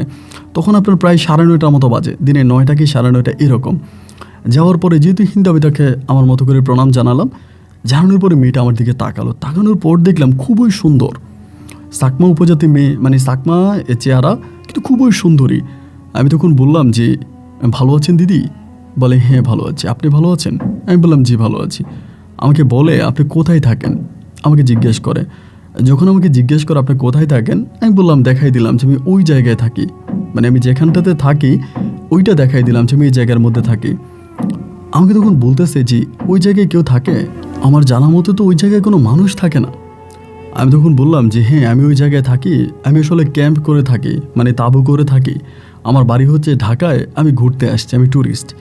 আমাকে বললে যে এখানে তো কোনো ট্যুরিস্ট থাকে না, এটা তো কোনো ট্যুরিস্ট এরিয়া না, ট্যুরিস্টরা তো ওই পর্যন্ত আসে, এত ভিতরে তো আসে না। আমি বললাম যে না, আমি আসলে ক্যাম্পেইন করে থাকতে চাচ্ছিলাম, তো ক্যাম্প করে থাকবো, তাঁবু করে থাকবো এবং ওই তাঁবু করে থাকার ইচ্ছেই কিন্তু আমি এখানে আসছি বা এই জায়গাটার মধ্যে আমি আসছি। পরে আমাকে বলে আপনি এখান থেকে চলে যান, আমাকে বলে। আমি বললাম যে না চলে যাব না, আমার এই জায়গাটা ভালো লাগে, আমি এখানে কিছুটা দিন থাকবো, আরও কয়েকদিন থাকবো। বলে না এই জায়গাটা ভালো না, ওখানে কোনো মানুষ থাকে না এবং আমি এখান থেকে চলে যাওয়াটা আপনার জন্য ভালো হবে, যেহেতু আপনি একজন ট্যুরিস্ট, সেই হিসাবে আমি বললাম। আমি তখন বললাম আপনার বাসা কোথায় বা আপনি কোথায় থাকেন? পরে আঙুল দিয়ে দেখাই দিল ওই পাড়াটা, যে পাড়াটা খালি চোখে এখান থেকে দেখা যায় না। বলে আমি ওই পাড়ায় থাকি। আমি বললাম যে ও আচ্ছা ওই পাড়ায় থাকেন? বলে হ্যাঁ। আমি বললাম আপনার নাম কি? বলে আমার নাম সীতা। আমি বললাম ও আচ্ছা সীতা, তার মানে আপনি হিন্দু? বলে হ্যাঁ হিন্দু। তো আমি তখন বললাম যে ও আচ্ছা, তো আপনি সেই পাড়া থেকে এখানে হেঁটে হেঁটে আসেন? বলে হ্যাঁ আসি। আমি বললাম তো এখানে আর কেউ পূজা দেন, এবং দেখে যেটা মনে হলো যে মণ্ডপটা খুবই ছোট, অনেকটা ছোট, মানে ওরকম বড় না, অনেক ছোট একটা মণ্ডপ।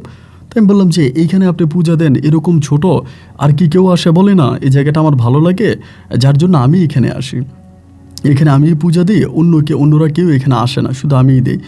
আমি তখন বললাম ও আচ্ছা, তো আমি আমার জীবনের কিছু গল্প আপনার সাথে শেয়ার করতে চাই, একটু কথা বলতে চাই। মেয়েটা বলে ঠিক আছে বলেন।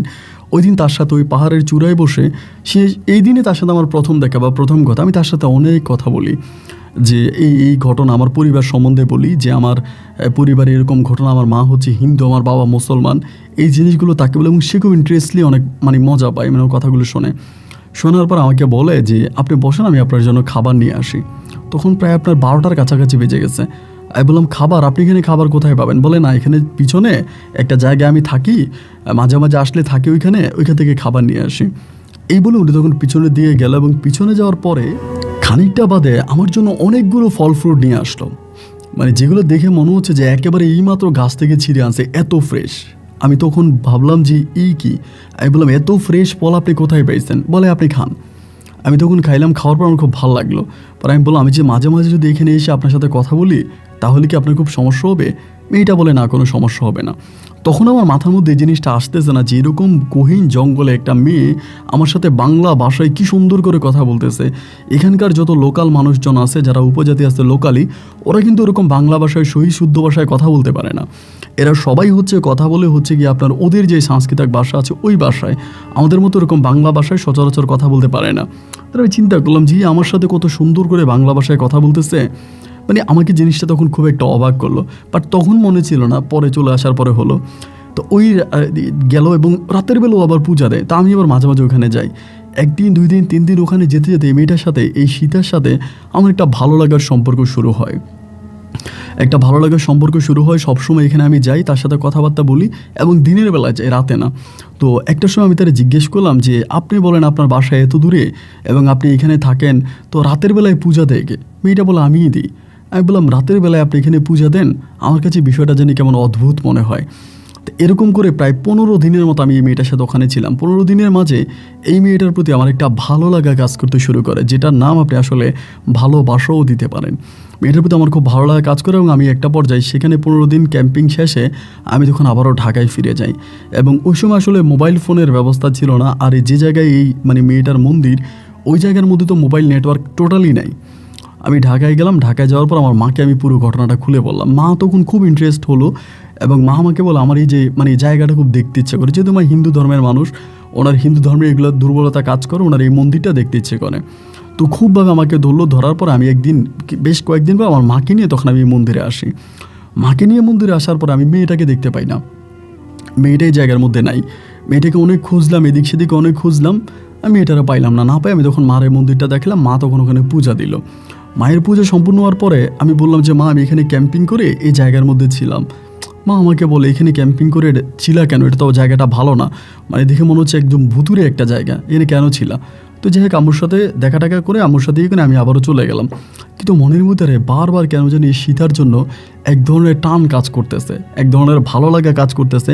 মানে আমার কাছে মনে হচ্ছে আমি যেভাবে হোক সীতার কাছে যাব, ওর কাছে থাকবো, মানে ওর প্রতি আমি খুবই পাগল হয়ে যাই। এখন তো ধরেন আপনার ইন্টারনেট, ফেসবুক, মোবাইল, কল দিয়ে কথা বলা যায়, তো সে সময় তো ওরকম কোনো ব্যবস্থা ছিল না।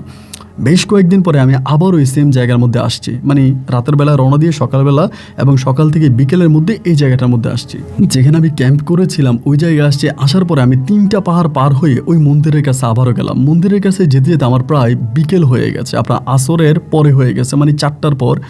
ওইখানে যাওয়ার পর আমি কাউকে দেখতে পাচ্ছি না, মানে মন্দিরটা আছে, সবই আছে, কিন্তু এই মেয়েটা আর নাই। পরে মনে মনে ভাবতেছিলাম যে কিছুদিন একবার মাকে নিয়ে আসলাম, তখনও তো মেয়েটাকে দেখলাম না, এই মেয়েটা ছিল না। এখন আমি আবারও আসছি, আজকেও তো মেয়েটাকে দেখতে পাচ্ছি না। তাহলে কি এই মেয়েটা আর এখানে থাকে না? মেয়েটাকে এখান থেকে চলে গেছে? ওই কি মেয়েটা কি নাই এখানে? তাহলে আমি যে আসলাম আমি কি করবো? মানে একটা নিজের মাঝে এরকম চিন্তা করতে করতে আপনার মানে দেখলাম যে সন্ধ্যা হয়ে যাচ্ছে, মানে আপনার পাহাড়ের বুকে সূর্য লুকিয়ে যাচ্ছে, পাহাড়ের বুকে সূর্য হারিয়ে যাচ্ছে। ঠিক এরকম গোধূলি সন্ধ্যার একটু পরে, মানে সন্ধ্যার কিছুক্ষণ পরে আমি দেখলাম মেয়েটা আসছে, এবং আসছে তার হাতের মধ্যে একটা ব্যাগ। ওই ব্যাগটা হচ্ছে পূজা দেওয়ার ব্যাগ। আমি তখন বললাম আমি তো আপনার জন্য অনেকক্ষণ ধরে দাঁড়িয়ে আছি। বলে আপনি কখন আসছেন? আমি বললাম এই তো বিকেলের পরেই আসছি। বলে আচ্ছা ঠিক আছে, পূজা দেবেন? আমি বললাম হ্যাঁ দিব। তাই আমি ওর সাথে তখন পূজা দেওয়ার জন্য বসলাম। ও পূজা দিচ্ছে, আমিও দিচ্ছি। পূজা সম্পূর্ণ হওয়ার পরে আমাকে বলে, আপনি তো এখন ক্যাম্পিং নাই, আপনি এখানে কেন আসছেন? আমি বললাম, আমি এর আগে আমার মাকে নিয়ে আসছিলাম আপনাকে দেখানোর জন্য, কিন্তু আপনি তো ছিলেন না, আজকে আমি একাই আসছি, তো আমার না আপনার জন্য খুব খারাপ লাগতেছে। পরে আমাকে বলে, ও আচ্ছা। তো এরকম করে প্রায় রাত বাড়তেছে, কিন্তু মেয়েটা এখানে পূজাই দিচ্ছে। পূজা সম্পূর্ণ হওয়ার পরে আমি তখন বললাম যে, আপনি কি আপনার পাড়ায় চলে যাবেন? বলে, না পাড়ায় যাব না, আমি রাত্রি এখানেই থাকবো, আমি রাত্রি এখানেই থাকবো, পাড়ায় যাব না। আমি বললাম, তো আমাকে বলে, আপনি কোথায় যাবেন? আমি বললাম, আসলে তো আমার যাওয়ার মতো কোনো জায়গা নেই।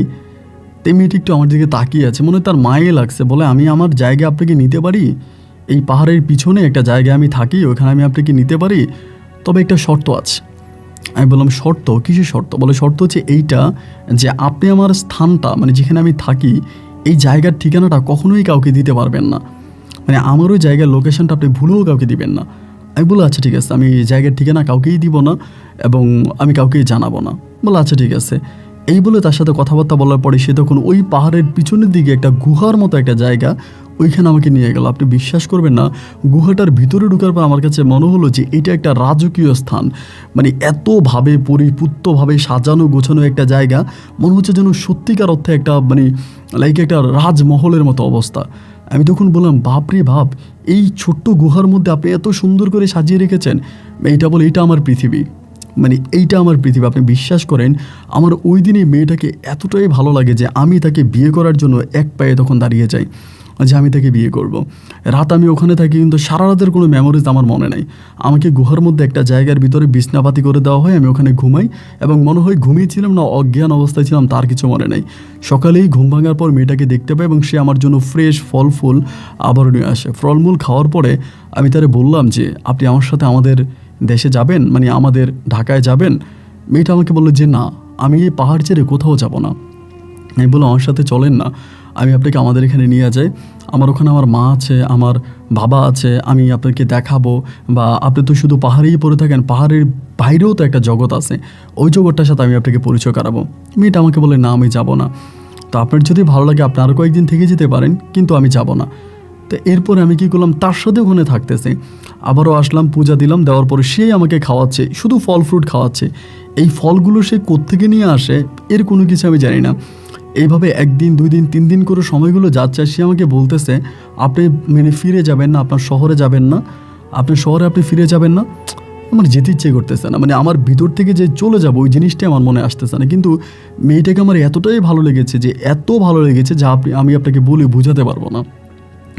ও আমাকে খাওয়াচ্ছে, খাওয়া দাওয়া করাচ্ছে, ওর পাড়াতে যাচ্ছে, ওর পাড়া থেকে খাবার আনতেছে, খাওয়ার এনে আমাকে খাওয়াচ্ছে, আমি ওখানে থাকতেছি, পূজা করতেছি, তার সাথেই থাকতেছি, ওই গুহার মধ্যেই থাকতেছি। কিন্তু কোনো দিনও তার প্রতি আমার কোনো খারাপ নেশা কাজ করে নাই, যে মেয়েটার সাথে খারাপ একটা সম্পর্ক করব, খারাপ একটা কাজ করব, মানে খারাপ কোনো কিছু আমার মনের ভিতরে আসে নাই। সবসময় ভালো জিনিসে আসতো, যে মেয়েটাকে বিয়ে করব, তার সাথে সংসার করব, একসাথে থাকবো, এই জিনিসগুলো মনের মধ্যে আসতো, কখনো খারাপ কোনো কিছু আসে নাই। এইভাবে 1 দিন 2 দিন নয়, প্রায় 2 মাসের মতো 60 দিন আমি ওই গুহার মধ্যে থাকি। এই যে 60 দিন আমার জীবন থেকে কেটে গেছে, আমার কাছে মনে হয় যেন 60 ঘন্টা কেটেছে। 60 দিন আমার কাছে মনেই হচ্ছে না, মানে এই সময়গুলো যে কীভাবে অতিবাহিত হলো, কীভাবে কাটলো, একমাত্র আমার আল্লাহই ভালো জানে। এই সময়গুলো শেষ হওয়ার পরে একদিন সকালবেলা উঠার পরে আমার ওই রাতের বেলায় কোনো জ্ঞান থাকতো না, আমি ঘুমাইতাম, আমি উঠতাম, এবং রাতের বেলায় কোনো স্মৃতি আমার মনে নাই, কিন্তু দিনের বেলা অনেকগুলো স্মৃতি মনে থাকে। কিন্তু এখানে আরেকটা বিষয় বলে রাখি, আমার শরীরে আপনার ছোট বাচ্চা, আপনার যারা যেরকম ছোট বাচ্চা আছে, ছোট বাচ্চারা কামড় দিলে যেরকম 2টা দাঁত লেগে থাকে না, আমার শরীরের বিভিন্ন জায়গায় আমি দেখতাম এরকম 2টা দাঁতের কামড় লেগে আছে। তাই আমি এটাকে মাঝে মাঝে বলতাম যে, সীতা, এই কামড়গুলো কোত্থেকে লাগে? ছোট বাচ্চার কামড়ের মতো এই কামড়গুলো আমার শরীরে কোত্থেকে আসে? সীতা তখন আমাকে বলে যে, ওই সম্ভবত এখানে অনেক পোকা টোকা থাকে, তো পাহাড়ি এলাকা, শুধু কোনো পাহাড়ি পোকা টোকা কামড়াইতে পারে, এরকম করে আমাকে বলে। 2 মাস কি কেটে যাওয়ার আগে না পরে আমার ঠিক কাউন্ট করা নেই, ওরকম একটা সময় একদিন সীতা আমাকে বলতেছে, সকালবেলা আমাকে বলতেছে যে, তোমার বাবা খুব অসুস্থ, তোমার বাবাকে দেখতে যাবা, এমনিই বলতেছে। দেখেন আমার মাথা কিন্তু তখনও নাই যে এটা কি, সকালবেলা বলতেছে। এখন আমার বাবা অসুস্থ, বলে হ্যাঁ তোমার আব্বা অনেক অসুস্থ, তোমার আব্বা হসপিটালে, তাকে দেখতে যাবা না?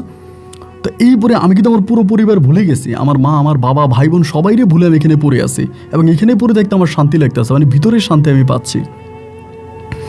পরে আমার আব্বা অসুস্থ বললো, আমি বললাম যে হ্যাঁ আমি যাব। তো ওই দিন সকালবেলা আমি ওই জায়গা থেকে তার সাথে কথাবার্তা বলে আমি বিদায় নিলাম তার কাছ থেকে। আমি 2 দিন পরে আবারও আসবে এটা বলে যাই। তো যাওয়ার সময় সে কেন যেন একটু অনেকটা ইমোশনাল হয়ে যায়, আমার দিকে একটু অন্যভাবে তাকায় থাকে। ওই জায়গাটাতে আমি তখন চলে আসি, এবং চলে আসার পরে আমি তখন আমার বান্দরবন শহরে আসি। ওইখান থেকে আমি তখন ঢাকার উদ্দেশ্যে রওনা দিই। আমার বাসায় আসার পরে জানতে পারি আমার আব্বু 3 দিন ধরে হসপিটালে।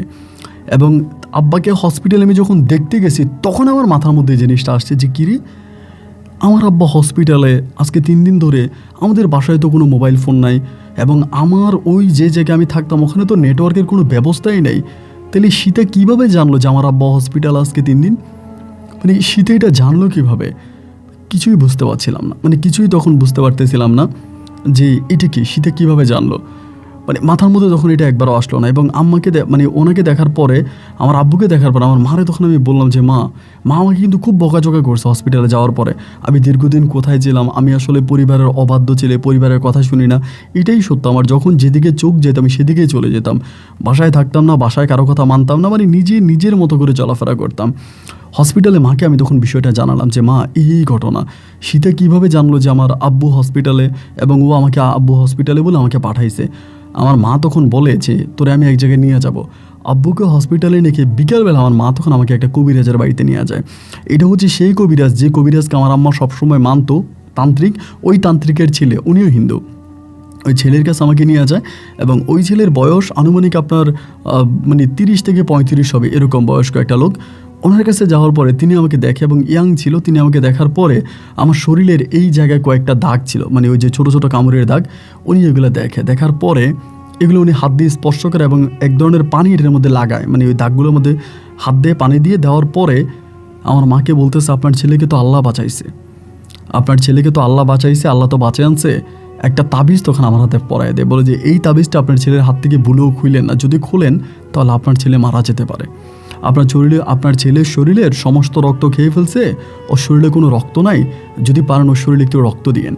আসলেই কিন্তু এটা আমার শরীরটা না অনেক দুর্বল হয়ে গেছে, শরীরের মধ্যে মনে হয় কোনো ব্লাড নাই, অনেক সাদা হয়ে গেছে, একটু অন্যরকম হয়ে গেছে। আমি ভাবতেছি পাহাড়ে টাহাড়ে থাকতেছি হয়তো এই জন্য। পরে হসপিটালে গিয়ে মা আমার শরীরে রক্ত পোস্ট করলো, রক্ত দিল, এবং দেওয়ার পরে এর কয়েকদিন পরে আমার আম্মু ওই কবিরাজের সাথে মাঝে মাঝে যাইতো, কথা বলতো। অ্যান্ড কী কথা বলতো আমি সেটা কিন্তু জানতাম না। আর এমন করতে করতে একদিন আমি প্রায় 5-7 দিন পরে আমি তখন বললাম, বাবা তখন মোটামুটি সুস্থ হয়েছে। আমি তখন মারে বললাম যে মা আমি চলে যাবো পাহাড়ে, আমি পাহাড়ে থাকবো, হয়তো আমি 2-1 মাস পরে আবারও আসবো। আমার মা তখন আমারে বলে আমি তোর সাথে যাব, এরকম করে বলতেছে আমি তোর সাথে যাব। আমি বললাম যে তুমি আমার সাথে যাবা কেন, আমার সাথে তুমি যাওয়ার প্রয়োজন নাই, আমি যাব। মা বলেন আমি তোর সাথে যাব। এরকম করে আমি তখন মাকে নিব না। এর ভিতরে মা তখন আমাকে খুব জোরে একটা থাপ্পড় মারে। ওই দিন মনে হয় জীবনে প্রথম মা আমার গায়ে হাত তোলে। আমাকে মাইরা বলতেছে বাসা থেকে 1 পাও বাইরে যাবি না। একরকম আমাকে তখন ঘরবন্দি করে ফেলে, ঘরের মধ্যে আটকায় ফেলে। আমি তখন বললাম যে আমার সাথে এরকমটা করতেছো কেন, আমি ওখানে যাব। এবং মুহূর্তের মধ্যে ওই দিনে বিকেলবেলা আমার মা তার এক দুঃসম্পর্কের আত্মীয় হয়, মুসলিম পরিবার, ওই পরিবারে আমার বিয়ে ঠিক করে ফেলে। একটা মেয়ের সঙ্গে আমার বিয়ে ঠিক করে ফেলে, এবং বিয়ে ঠিক করে ফেলার পরে আমি তখন বললাম যে আমি বিয়ে করব না, আমার প্ল্যানিং আমি সীতাকেই বিয়ে করব, কোনো মুসলিম মেয়েকে বিয়ে করব না। একরকম জোর জবস্তি করে 3 দিনের মাথা আমার মা তখন আমাকে বিয়ে করাই দেয় ঢাকাতে। 3 দিনের মাথা আমাকে বিয়ে করাই দেয়, এবং বিয়ে করাই দিলে পরে ওই মেয়েটাকে আমি তখন বিয়ে করি। নতুন একটা মেয়ে, নাসরিন ছিল মেয়েটার নাম, নাজমিন আক্তার ছিল। নাজমিন আক্তারকে আমি বিয়ে করি, এবং বিয়ে করার পরে ওর সাথে আমার বিয়ে হয়। এবং বিয়ে হলে পরে আমি তখন আমার ওই সীতার জন্য সীতার জন্য মাকে বলি, সীতার কথা বলি, এবং মা নাজমিনকে বলে দেয় যে খবরদার ওর হাত থেকে যাতে কোনোদিন তাবিজ না পড়ে, এই তাবিজটা সবসময় হাতে থাকে কিনা তুমি দেখবা। একরকম আমাকে কঠিন পাহারার মধ্যে আমার আম্মা তখন রেখে দেয়, কঠিন পাহারার মধ্যে রাখে। এইভাবে 1 দিন 2 দিন 3 দিন 4 দিন করতে করতে প্রায় 7 মাসের মতো আমি সংসার করি। ওই 7 মাসে সীতার কোনো কিছুই আমার মনে নেই, সীতার পুরো স্মৃতি আমি ভুলে গেছি, কিছুই আমার আর মনে নেই। 7 মাস পরে একদিন রাতের বেলায়, আপনার রাতের বলতে প্রায় আনুমানিক ফজরের আজানের কিছুক্ষণ আগে, আমি আমার বাড়িতে অনেক লোকজনের কথাবার্তা শুনতে পাচ্ছি। এরই মাঝে বেশ কয়েকদিন ধরে আমার মা এই কবিরাজটাকে আমাদের বাড়িতে নিয়ে আসতেছে, যে কবিরাজ আমাকে তাবিজ পরাই দিল, বারবার ওনাকে আমাদের বাড়িতে নিয়ে আসতেছে। কবিরাজ মিন্স তিনি তান্ত্রিক হিন্দু লোক, এই আমাদের বাড়িতে আসতেছে যাইতেছে, এইরকম একটা অবস্থা ওনার মাঝে ছিল। এই বেশ কয়েকদিন ওই দিন দেখলাম ঘরের মধ্যে থাকা অবস্থায় ভোর রাতে আমাদের ডাইনিং রুমে কে জানি কথা বলতেছে। আমি শোয়া থেকে উঠলাম, উঠে দরজা খুলে আমি দেখলাম কি আমার মা, আমার বাবা, আমার বোন এবং ওই তান্ত্রিক বসে আছে। আমি বললাম কী ব্যাপার, এত 7 সকালে আপনারা এখনও ফজরে আজান দেয়নি? আমার মা বলতেছে তুই গোসল করে রেডি হো, আমরা এক জায়গায় যাব। তাই আমি বললাম যে আমি গোসল করে রেডি হব, কোথায় যাবা? মা বলে চল যাবো। আমি বললাম যে না, আমি যাব না। মা তখন আমাকে অনেক ধমকাধমকি করে রেডি করছে। রেডি করার পর আমি বললাম যে কোথায় যাবা? মা বলে বান্দরবনে যে গুহার মধ্যে তুই থাকতি ওই গুহাটা দেখতে যাব। তাই আমি বললাম যে না মা, আমি ওখানে যাব না, আমি ওখানে যাব না। মা আমারে বলে চল যাবো, তুই না বলছিলি যে এই জায়গাটা তো দেখতে ইচ্ছা করে, চল। আমি বলি আচ্ছা ঠিক আছে, মানে একটা পর্যায়ে বলছে যাবো না, পরে বলছে আচ্ছা ঠিক আছে যাবো। এবার মা, আমার বাবা আর ওই কবিরাজকে নিয়ে আমি তখন ওইখানে রওনা দিছি, আমার ছোটো বোনকে নিয়ে নেই। আমাদের নিজেদের গাড়ি ছিল, নিজেদের গাড়ি দিয়ে রওনা দিছি। ওই দিন দুপুরে রওনা দিছি, আবার রাত্রে মানে শেষ রাতের দিকে পৌঁছাইছে বান্দরবন শহরে। পরের দিন সকালবেলা ভোরে চাঁদের গাড়ি যোগে আমরা ওই পর্যন্ত গেছি। এরপরে ওখান থেকে হেঁটে হেঁটে হেঁটে হেঁটে আমরা ঠিক যেই জায়গাটা আমার এই মন্দিরটা ছিল ওই পাহাড়ের চূড়ায় মন্দিরের কাছে গেলাম। যেয়ে দেখলাম এই জায়গায় যে মন্দিরটা ছিল একেবারে ভাঙা চূড়া একটা অবস্থা, ভেঙে গেছে এরকম একটা অবস্থা, মানে কিচ্ছু নেই। তাই আমি ভাবলাম যে অনেক মাস ধরে আমি আসি না, মনে হয় শীতেও আসে না, এই জন্য বিষয়টা এরকম। পরে আমার ওই কবিরাজ বলে যে আপনারা থাকতেন কোথায়? আমি তো আমার পুরো ঘটনা আমার মাকে বলেছি, আমার মা সম্ভবত ওই তান্ত্রিককে বলছে, তান্ত্রিকে বলে আপনারা থাকেন কোথায়। এই বলার পর আমি তখন পাহাড়ের পিছনে ওই জায়গাটার মধ্যে তান্ত্রিককে নিয়ে যাই, এবং সেখানেই নিলে পরে তান্ত্রিক করে কি এই যাইয়ে চারপাশে পানি ছিটাইতে থাকে, এরকম পানি ছিটাতে থাকে। পানি ছিটাতে ভিতরে ঢুকার পরেই যে জায়গাটার মধ্যে ঠিক সীতা থাকতো ওই জায়গাটার মধ্যে অনেক ভয়ঙ্কর একটা সাপ, বিশাল আকৃতির একটা সাপ। এই সাপটাকে দেখি ওইখানে দেওয়ার পর আমি তখন পিছনের দিকে দৌড় দিই, আমার মাও দৌড় দেয়, আব্বাও দৌড় দেয়। তান্ত্রিক তখন ভিতরে ঢুকে, মানে ওই তান্ত্রিকটা ভিতরে ঢুকে আমরা বাড়ির দিকে দৌড় দিই। উনি ভিতরে ঢুকে উনি শুধু ওই থেকে বলতেছে আপনারা কেউ ভিতরে আইসেন না। পাক্কা প্রায় 1.5 ঘন্টার মতো আমরা ওইখানে দাঁড়িয়েছিলাম, এবং 1.5 ঘন্টা পরে ওনার শরীর থেকে মনে হয় কলায় কলায় ঘাম বেরোইতে আসে। উনি বেরিয়ে আসছে, আসার পরে বলেন চলেন এখান থেকে চলেন। ওনার হাতের মধ্যে একটা ব্যাগ ছিল, ওই ব্যাগে আমি বললাম কি আপনি কি ওই ব্যাগে সাপটাকে নিয়ে আসছেন নাকি? উনি বলে না। আমিও হাত দিয়ে দেখছি যে ব্যাগে সাপ কিনা, দেখলাম যে না ব্যাগে কোনো সাপ নাই, কিন্তু ওনার হাতে একটা ব্যাগ। এই ব্যাগটা নিয়ে ওই জায়গা থেকে উনি ডিরেক্টলি চলে আসছে, মানে ওই দিক থেকে উনি চলে আসছে হচ্ছে আপনার ইয়েতে, মানে ঢাকাতে চলে আসছে। আমরা তখন ওখান থেকে বান্দরবন থেকে ডিরেক্টলি ঢাকায় চলে আসি। এই যেদিন এই ঘটনা ঘটলো এর মানে ওই দিন আমি ঢাকায় আসি আপনার প্রায় বিকেল 4:30 থেকে 5টার দিকে। ওই রাতের বেলায় যখন আমি ঘুমানোর পরে আমি স্বপ্নে দেখতে পাই যে ভয়ঙ্কর আকৃতির একটা সাপ আমাকে দৌড়াচ্ছে, আমাকে পিছনে দৌড়াইতেছে, এরকম সারা রাত আমাকে সাপে দৌড়াইলো। পরে আমি আমার মাকে ঘুম থেকে উঠে বললাম যে মা এই ঘটনা। মা তখন তান্ত্রিকের কাছে নিয়ে গেল আমাকে, তান্ত্রিক আমাকে পানি পড়া তাবিজ পরে এইটা ওইটা দিল, বাট কোনো কাজ হলো না। এবং এই রাতটা কেটে গেল, এর পরের রাতে আবারও সেম কাহিনী, সারা রাত আমাকে সাপে দৌড়াচ্ছে, এটাও ভালো হলো না। আমার আম্মা তখন আমাকে তান্ত্রিকের কাছে আবারও নিয়ে গেল, উনি আবারও তাবিজ দিয়ে পানি পড়াতে, কিন্তু কোনোভাবেই কোনো কিছু কাজ হয় না। এভাবে 1 দিন 2 দিন 3 দিন কাটতেছে, এবং একটা পর্যায়ে আমি অনেকটা শুকিয়ে গেছি, কারণ সারাটা রাতে সাপে দৌড়াচ্ছে, আমি ঘুমাইতে পারি না। এরকম না ঘুমাইতে পারার কারণে অনেকটা দুর্বল হয়ে গেছে, হসপিটালে পর্যন্ত ভর্তি। আমি হসপিটালের বেডে শোয়া অবস্থায় আমি তখন এই স্বপ্নটা দেখতে পাই যে আমাকে সাপে দৌড়াইতেছে, শুধু সাপে দৌড়ায়। এরপরে বিভিন্ন কবিরাজ বিভিন্ন জায়গায় আমাকে নিয়ে যাওয়া হয়। 2008 সাল থেকে এখন 2025 সাল চলতেছে, অনেকগুলো হুজুর কবিরাজের কাছে আমাকে নিয়ে যায়, কিন্তু আজ পর্যন্ত যত কবিরাজের কাছে আমার আব্বা আম্মা আমাকে নিয়ে গেছে, কোনো হুজুর কবিরাজ আমাকে ভালো করতে পারে নাই। এখন পর্যন্ত আমি আজকে গল্প লিখতেছি আমি আপনাকে, গতকালকে রাতে আমি এই স্বপ্নটা দেখেছি, এবং প্রতিদিন রাতে আমি স্বপ্নটা দেখতেছি। আর আরেকটা ভয়ানক বিষয় আপনি শুনলে অবাক হবেন, আমার স্ত্রীর সাথে আমার 2টা সন্তান হয়, এবং এই 2টা সন্তানই হিজড়া হয়। আমার 2টো সন্তান হিজড়া হয়, এবং এরপরে আমি আর ভয়ে কোনো সন্তান নেই না। যে 2টো সন্তান হয়েছে 2টাই হিজড়া, এরপরে আমি আর সন্তান নেই না।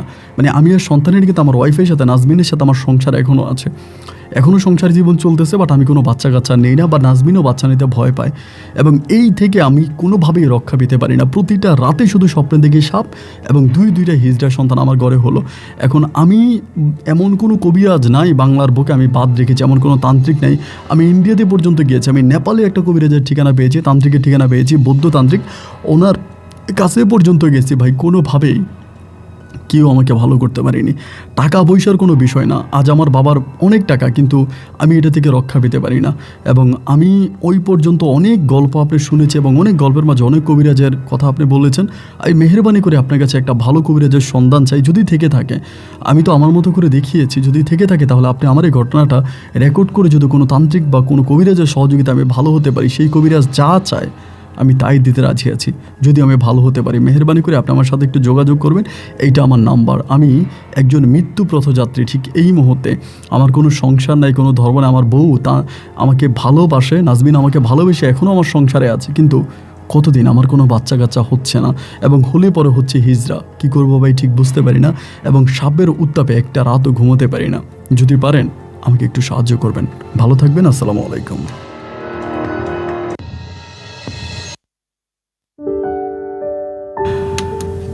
বন্ধুরা, সবাইকে অসম্ভব ধন্যবাদ এই পর্যন্ত আমার সাথে থেকে রাজধানী ঢাকার ভাই নীরবের জীবনের এই নীরব ঘাতক বাস্তব গল্পটা শোনার জন্য।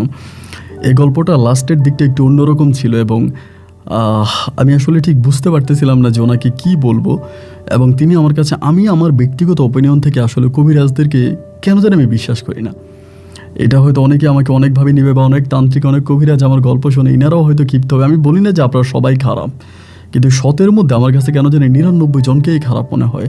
যদিও একজন ভালো হয়ে থাকে, ওই একজনকে আমি কিভাবে খুঁজে পাবো? যাই হোক, আমি আমার জায়গা থেকে নীরব ভাইকে কয়েকটা নাম্বার দিয়েছি। উনি যদি কথাবার্তা বলে ওনার জীবনে কোনো সমাধান ঘটাতে পারে। বাট উনি নেপাল পর্যন্ত গিয়েছে এই ঘটনা নিয়ে, বাট উনি কিছু করতে পারেনি। বাট ওনার গল্পটা আমার কাছে অদ্ভুত লেগেছে। আপনার কাছে কেমন লেগেছে কমেন্ট বক্সে লিখবেন, এবং এই গল্প নিয়ে ব্যক্তিগত কোনো মতামত থেকে থাকলেও লিখতে ভুলবেন না। যেখানেই বিদায়, ইনশাআল্লাহ দেখা হবে অন্যদিন অন্য কারো বাস্তব জীবনের গল্প নিয়ে। আল্লাহ হাফেজ এন্ড আসসালামু আলাইকুম।